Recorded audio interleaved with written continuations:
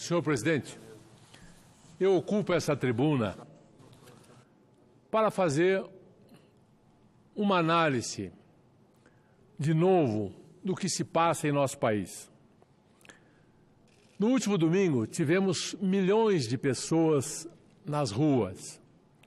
Vi essas manifestações ordeiras, pacíficas, de pessoas bem intencionadas, lutando por ideias, lutando por saídas para o Brasil.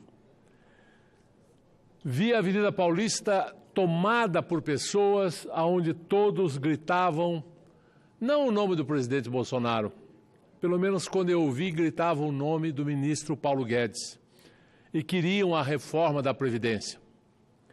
Senhor presidente, vi em Curitiba o líder dos caminhoneiros subir num palanque com a rua, que era um mar de pessoas, dizendo que os caminhoneiros não vão fazer greve, que os caminhoneiros querem o bem do Brasil. Vi manifestações pacíficas, não houve apedrejamento, não houve quebra de vidraça.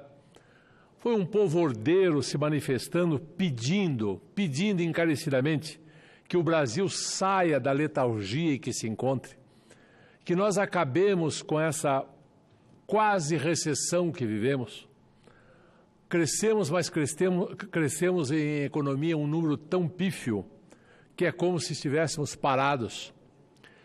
Não é mais possível, senhor presidente, ignorar que nós temos mais de 13 milhões de desempregados. Não é mais possível ignorar as reais mudanças que esse país precisa fazer. Todo mundo sabe e a população clama isso nas ruas. Nós precisamos reformar a Previdência. Nós precisamos reformar o nosso judiciário. Nós precisamos reformar o nosso pacto federativo, vale dizer, os nossos tributos que engessam a economia e que criam dificuldades para se instalar uma empresa nesse país. Nós precisamos reformar a nossa política. Nós precisamos repensar os nossos partidos. O Brasil precisa voltar a trilhar o caminho do crescimento e o caminho da felicidade de um povo.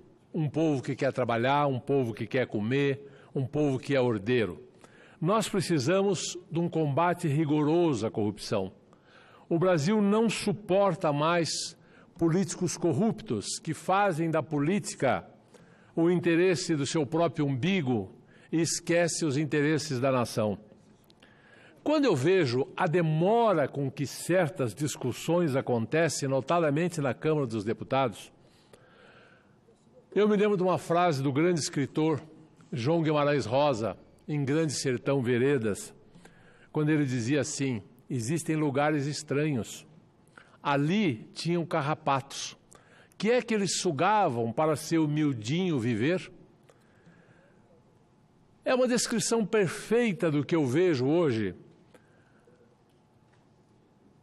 na atitude de alguns políticos.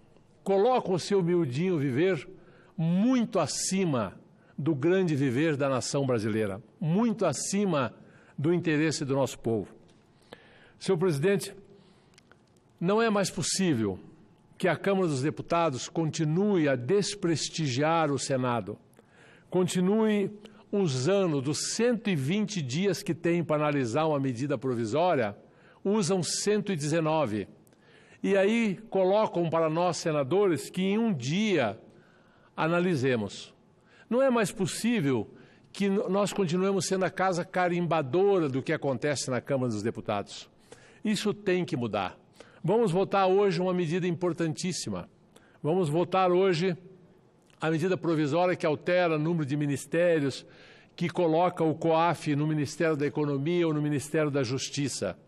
Claramente a minha posição, quero declarar aqui, sempre fui favorável ao COAF na fase em que o Brasil atravessa, que o COAF fique com o Ministério da Justiça.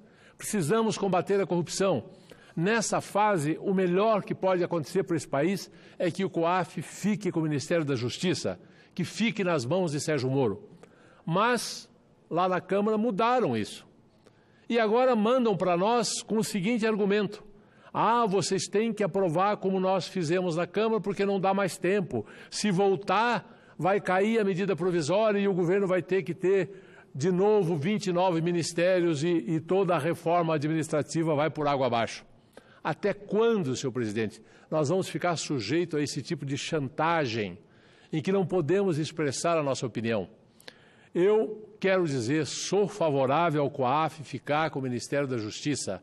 Vou votar para que essa medida que veio da Câmara seja modificada e para que o COAF volte para o Ministério da Justiça. Se nós podemos aprovar em um dia o que vem de lá, nós podemos mandar daqui de volta para lá e eles que aprovem também em um dia. Não dá mais para continuar sendo a casa carimbadora. Senhor presidente, eu dizia na minha campanha que o Brasil tinha uma hora marcada com a verdade. E essa hora chegou, essa hora é agora, é nessa legislatura. Nós temos que tomar à frente esse processo, nós temos que tomar o protagonismo, nós temos que cuidar das grandes questões brasileiras e mostrar àqueles que optaram pelo miudinho viver que nós não compactuamos. Muito obrigado, senhor presidente. Muito bem. Cumprimento o senador Oriovisto por seu pronunciamento e por sua posição.